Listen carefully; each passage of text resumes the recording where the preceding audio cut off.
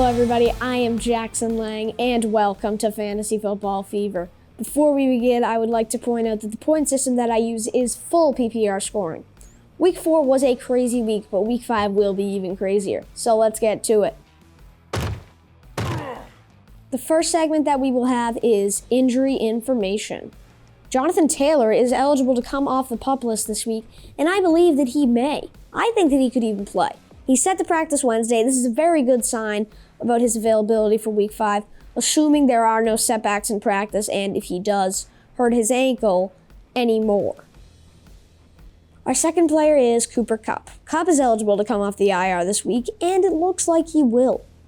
Kupp looks like he is doing well and on track to practice this week. He's definitely a possibility to play, and I don't think this is going to hurt Puka Nacua, his fantasy points and how he's been playing. I think you can start Nacua this week.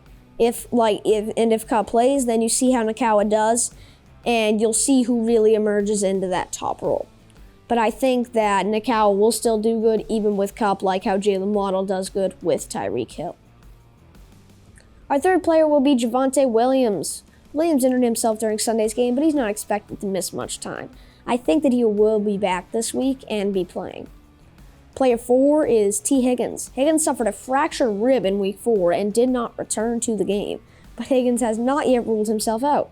He says that it depends on the pain and he still could play. The fifth player is not a player. It's the Pats defense. This is the first time that I have talked about a defense, and this is a tough defense to talk about right now. Matthew Judon, this jersey I'm wearing, and Christian Gonzalez are both out for an unknown period of time. Judon has torn a right bicep, while Gonzalez has torn a labrum. Judon, I think he has scheduled surgery, but these injuries are going to make the Pats D a whole lot less valuable fantasy-wise, and I think if you drop them, unless you really love the Patriots, you'll be okay. You might be able to keep them for this week or maybe next week, depending on how they're doing. They play New Orleans, then Las Vegas, so you probably could keep them for then.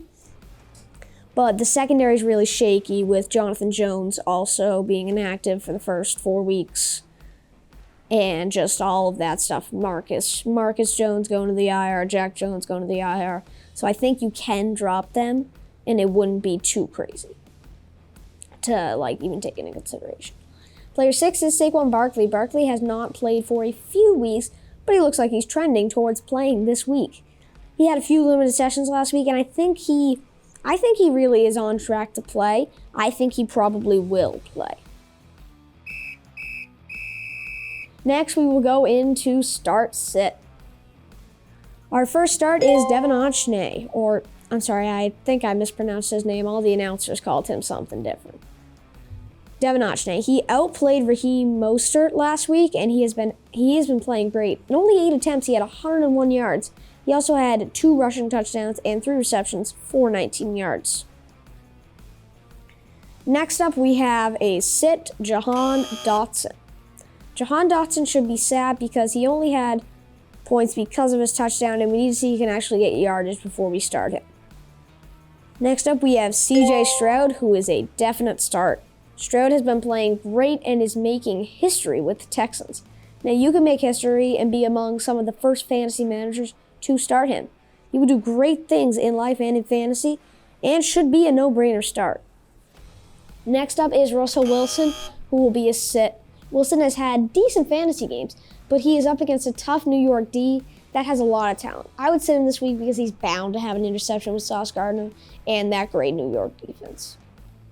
Next up is a start, Amari Cooper. Cooper had a bad week, but I think he'll have a bounce back because Deshaun Watson, I think he'll be coming back. And with Deshaun Watson back, he should play very good. I think the only thing that was bad about him was the quarterback. Next up is a sit, which is the player I just said, Amari Cooper. I know I just called him a start, but his start is if Deshaun Watson's in. He is definite, must be a sit if Deshaun Watson is out. So if Deshaun Watson's in, he is a start. If Deshaun Watson's out, he is a definite sit. Now we are going to transition into backfield brawl. First team up is the Dolphins. Raheem Mostert and Devin Ochnay were both playing last week, but Ajane really shined. He's had 2 great fantasy games this year. Ajane out-touched Mostert by 1 touch, and he was way more productive. On just 8 attempts, he had 101 rushing yards with 2 TDs. Mostert on only 7 attempts came up with just 9 yards. I think you can probably get away with starting either back, but Ajane looks to be emerging into a lead role because he had more touches. I think he might have had more targets too. So if he keeps getting a little bit more every week, he should be taking over Raheem Mostert's starting job. The second team is the Jets. Last week, the Jets backs only had a few carries in their loss to the Chiefs. Breece Hall had 6 attempts, while Dalvin Cook had 5. They play the Broncos, who have a terrible defense. If this is something you should be aware of, and if Cook is out there on the waiver wire free agency, you may want to try and snag him, because that wouldn't be a bad pickup considering you only have 1 less carry than Breece Hall. Now we are going to transition into trade advice. First, we are going to do players to target. Our first player to target is A.J. Brown. Brown just had a good week, and some people may think this was a flash in the pan. He's not going to have any good weeks. Devonta Smith, he's going to be the star receiver. He's going to be their guy. I don't think this. I think that's wrong. A.J. Brown is their number 1 receiver. Devonta Smith is a great receiver, but he's no A.J. Brown. A.J. Brown, the week that he had, he will just keep having these weeks. If someone in your league thinks that the A.J. Brown week was just a little like nothing, flash in the pan, not going to happen again, you should go get him. Our next player to target is Adam Thielen. Thielen has been playing phenomenal for the last 3 weeks, and you should definitely go get him. He's a great flex option, and he has become one of Bryce Young's favorite targets on the Panthers. Not that he has many, but Jaden Reed is our next target. Reed is a great player to target and go for in a trade. You shouldn't be giving up like crazy elite value to get him. You should, however, if you want a little more in a certain trade that you are proposing, you could throw him in. That wouldn't be bad at all. He's had some great weeks, and I think he's poised for even bigger ones. Our sell high player, which means you should get rid of them because they're coming off a great week, is Nico. You should get rid of them because they're coming off a great week that they won't have them again. My mistake. The sell high player is Nico Collins. Collins is coming off a great week, but this was to the questionable Steelers secondary that has been letting up a lot of points to receivers. I think that if there is someone that wants Collins, you can get rid of him, but this is only if you are getting very good and talent for him. I think that he would be a great player to have, but if someone's willing to give you great talent, like great fantasy talent for Nico Collins, you can go and trade. The buy low player is James Conner. Conner just had a 6-point game, but everybody has down weeks, and last week was his. He was also playing the unstoppable San Francisco D.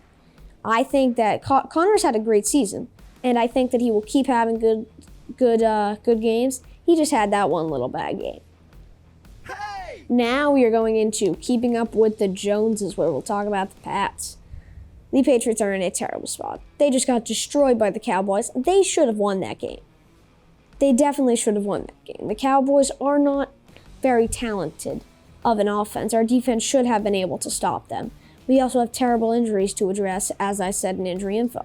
Matt Judon, torn right bicep. Christian Gonzalez sustained a shoulder injury, torn labrum. This season is not looking good. However, there's a little bit of good news. The Patriots play the Saints and Raiders, so these are 2 games that they may be able to win. These are their next 2 games, so the Pats may be able to win these games. I think they can definitely beat the Saints. I think the Raiders is questionable because they got Josh McDaniels, who sometimes knows what Belichick likes to do, and they have Devontae Adams and all those great offensive weapons. That is all we have for today. I am Jackson Lang. Thank you so much for watching Fantasy Football Fever. I'll see you next time.